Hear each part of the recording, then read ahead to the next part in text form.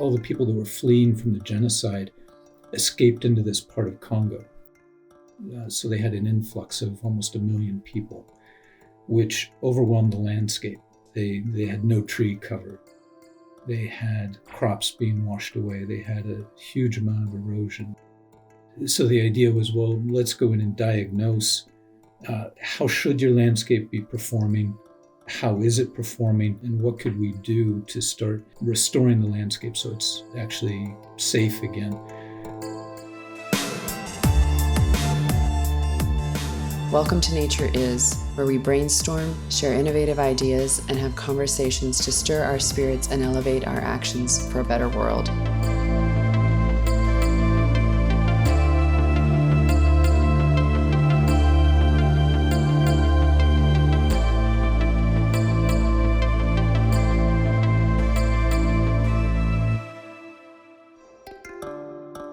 The high-level description of Ecometric solutions is quantifying nature's benefit from the ground up. Maybe you can explain to us what that means in the context of your value proposition to customers and how your quantification platform for nature-based solution making works.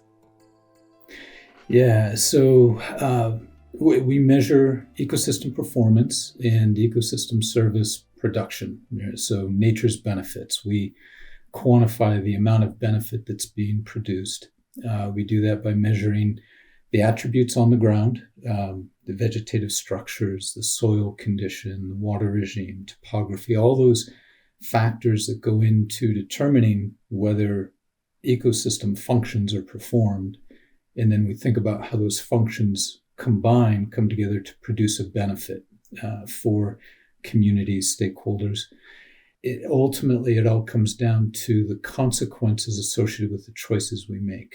And as a decision support tool, we're trying to make sure those consequences are as well elaborated as possible. And we focus on ecosystem services as our final output because that enables us not just to think about the ecosystem consequences, but the social and economic consequences associated with the choices we're making. That's super helpful, and I can tell what a rich data set you're drawing upon.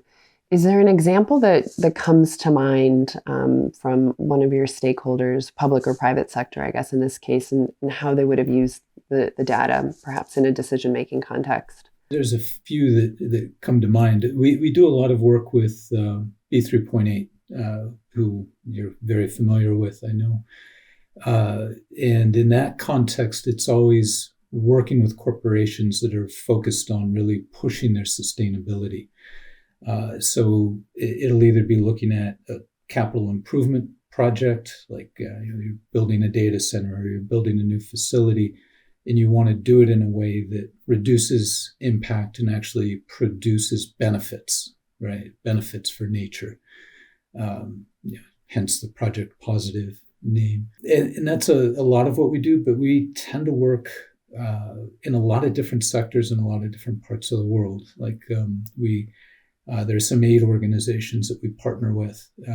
So as an example project, we did some work for a couple of years in DRC, in the Democratic Republic of Congo, where it was in the North Kivu region, which is right next to Uganda and Rwanda. And it's the area where after the Rwandan genocide, all the people that were fleeing from the genocide escaped into this part of Congo. And so they had an influx of almost 1 million people, which overwhelmed the landscape. And landscape conditions just were obliterated. They had no tree cover, and the ensuing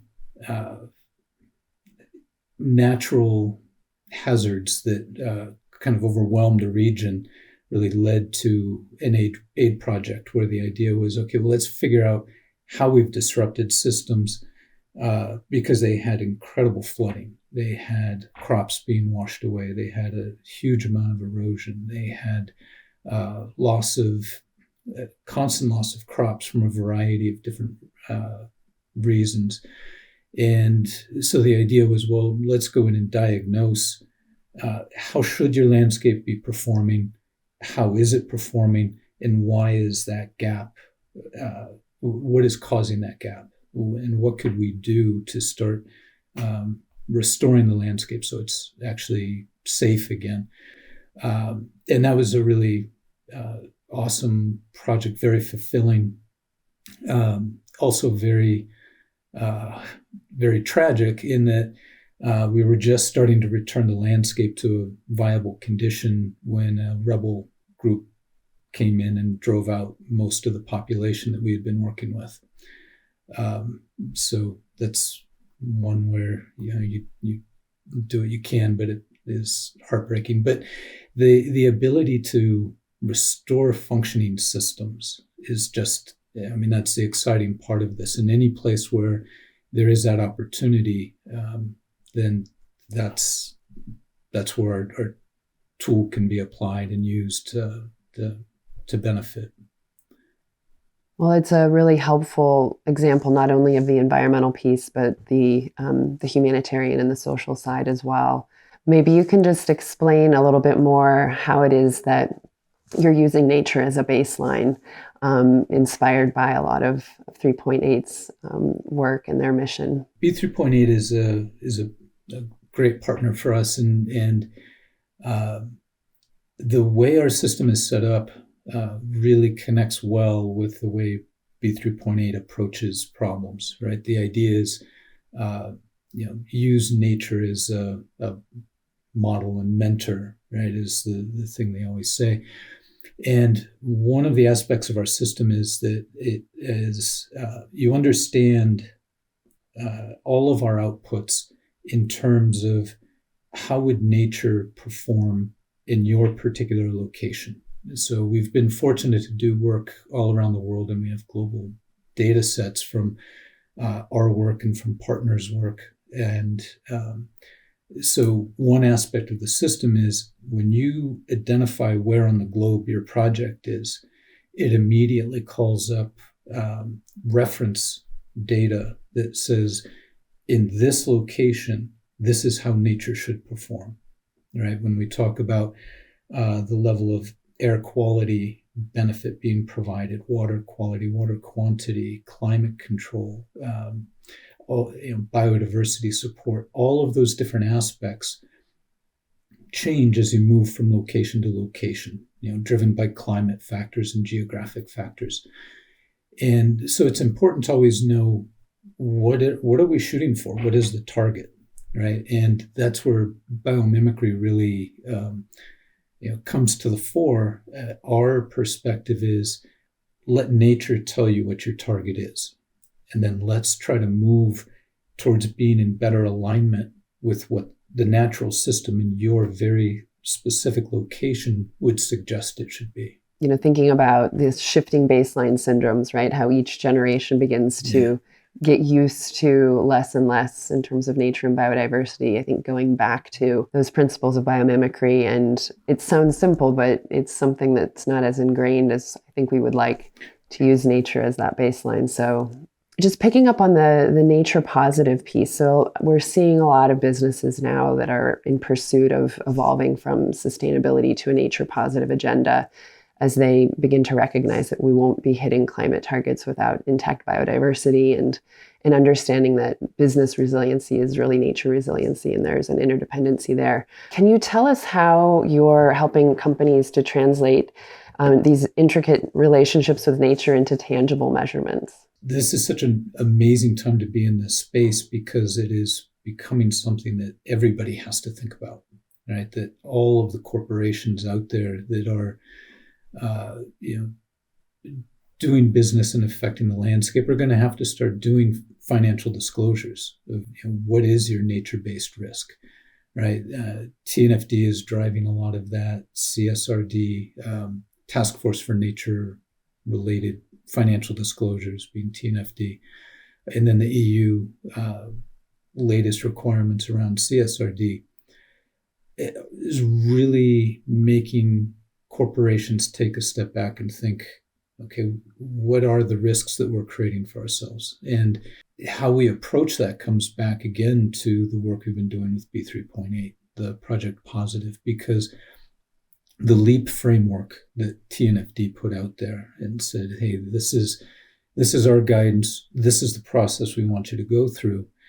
We were amazed when we started putting the Project Positive framework up and the LEAP framework up, how closely aligned they were. So, really over the last 4 or 5 years, we've been coming up with ways to approach what now is being recommended as, this is the way you need to do it. And it all starts with understanding the local context, right? What has been lost from your particular ecosystem? What's driving the need for natural restoration in your given location? What's creating the risk for you from loss of something that you have a dependency on? Either a dependency because it's creating physical risk, or because you're losing something that is important to your production process, right? And there are a lot of different ways that risk can come about. So once you've identified your risk through the locate step, what are the impacts you're creating? How are you exacerbating that risk? And then how do you mitigate that risk? How do you start to turn it around and do what you can to minimize the risk you're experiencing? And then how do you start to set targets and plan and prepare for moving in that direction? And how do you verify it, monitor it, and track it over time? Well, it's such an alphabet soup of regulatory frameworks. So we'll include in the show notes some of the links to the TNFD and the CSRD and the LEAP methodology. I think what you've described is a really important role, because I see a lot of companies that, as they begin to shift from just thinking about carbon and climate to nature, of course, these frameworks provide guidance as to making those connections, but then it's that deeper tissue next step that I think is still a little bit confusing. And it sounds like that's really where you come in to help with that translation. And I don't know if there's a specific example of a way that you've already begun to help a business with that particular locate aspect that would make it more tangible for people to understand. A lot of these questions, it's always about, well, how far back do we go in explaining this? There's one aspect of the system that is we feel is important to helping people understand this process and going through these steps, is that we have different levels of effort associated with different parts of the platform. So we have a screening tool that allows you to go in and you can carve your site up and identify, well, what's my land cover type? And it'll give you a general sense for how you're performing, right? And those land cover types include all sorts of urban land cover types and natural land cover types. So you get a rough approximation. Where am I potentially causing impacts, right? So that you can do that with a very low level of effort. And that becomes important because we did work with Jacobs, who is also part of that Project Positive collaborative. And Jacobs focuses a lot of their effort on helping people through TNFD and doing Project Positive type efforts with their clients. So they felt it was important that they should step up and actually go through the process themselves.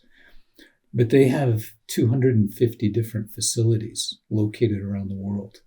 So you very quickly realize you can't do in-depth analysis for every single one of those facilities without it being a huge expense and taking most of the year. So by the time you finish, you have to start over, right? Because you're spending all your time just thinking about doing the analysis of your facilities and not actually anything else. So applying that screening tool and starting to think about, okay, well, let's find where those real impacts are, and then let's zoom in on those, right? The places where it's not material, it's not really having a significant effect. Okay, that's great. Let's look at those places where we need to dive in. And now you can take a deeper look at what's causing that. What are the context pieces in that location that you need to be thinking about, and what are the solution sets that you can come up with for reducing your risk, your nature-based risk in that location. So one of the things they asked us to do is look at some of their eucalyptus plantations in Brazil, right? Which eucalyptus is a bane on a lot of these tropical forests. It gets planted because it grows so quickly, right? So if you need rapid access to wood, you plant eucalyptus and harvest it after 10, 15 years, and you can produce a whole heck of a lot of timber, but at a cost, right? And so they really wanted to know, were they doing the right things to manage that, to reduce their impacts as much as possible? What were some things they could be doing? And we went into this project with the assumption that, oh my goodness, it's a eucalyptus plantation. This is just going to be a disaster.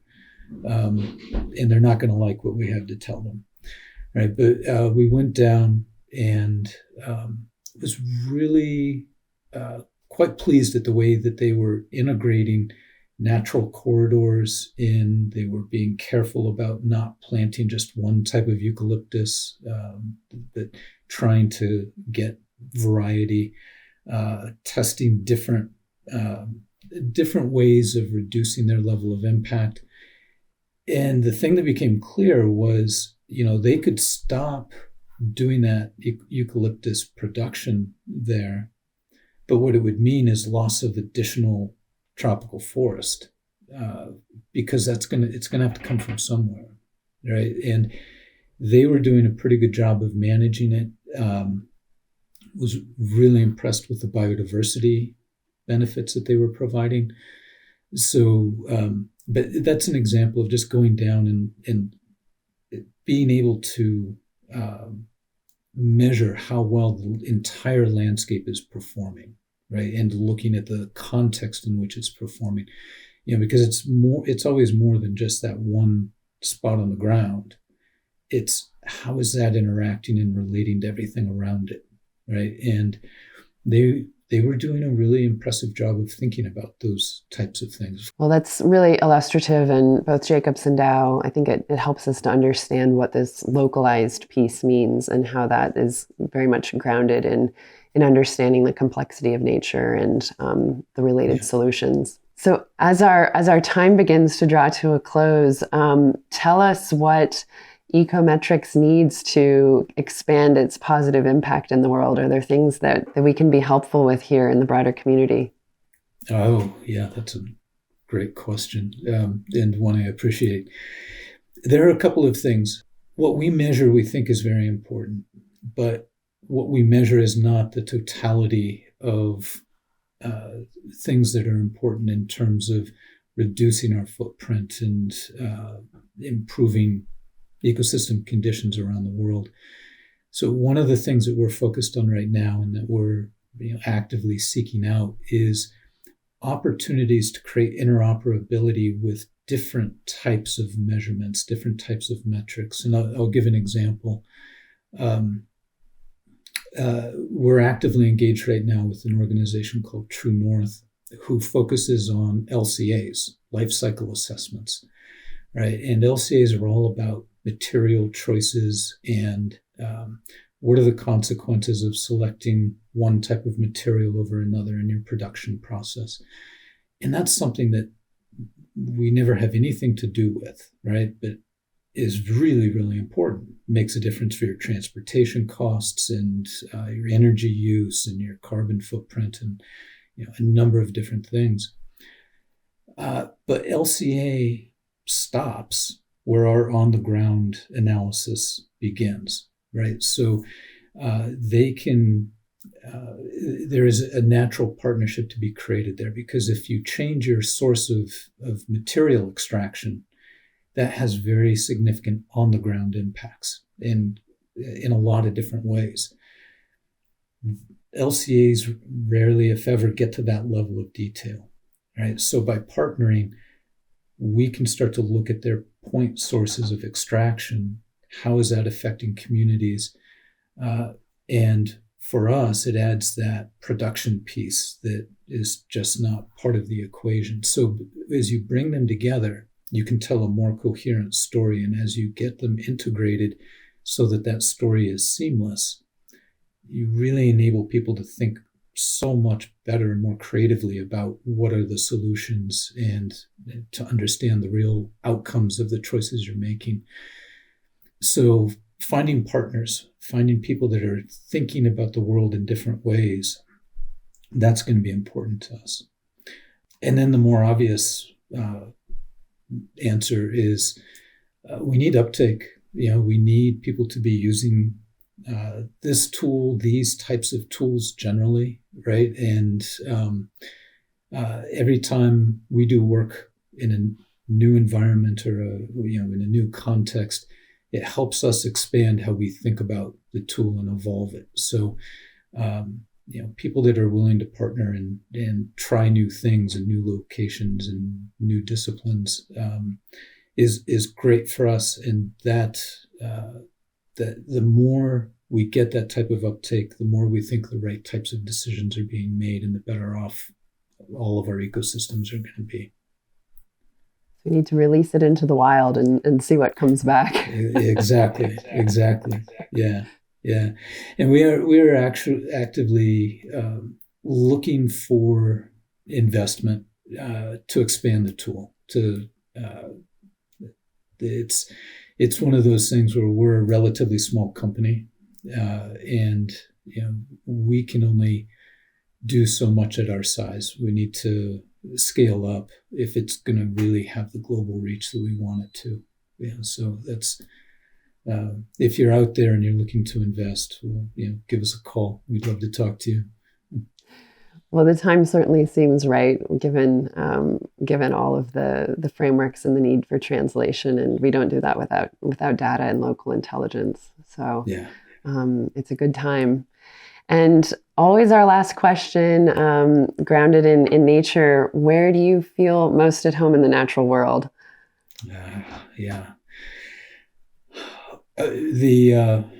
So I've got two responses to that. The first is in the northwest corner of Glacier National Park, because that's where that is so much home. But in a more holistic way, I really enjoy rivers. That intersection between different media is such a vibrant place, and tends to be a intersection of so many different functional processes, and so much of our biodiversity exists in those areas, and they're just so dynamic. You get wild rivers. It can be chaotic in a soothing way, right? It's just sitting on the shore and looking at a rapid and looking at the activity of the water is just, you can be transfixed and just sit there for an hour looking at it, not even realizing how much time has gone by. So those are the places I love. Well, I can relate, and I guess here in Montana, we're nearing that time of year where the rivers should begin to swell with the spring snow melt, and hopefully we'll all have some more time on the river. Kevin, thank you so much for your time today, and for giving us some great insights into the role of data and analytics and a nature positive future. So thank you for the work you do in the world. Yeah, thank you for the opportunity. It was great talking to you today.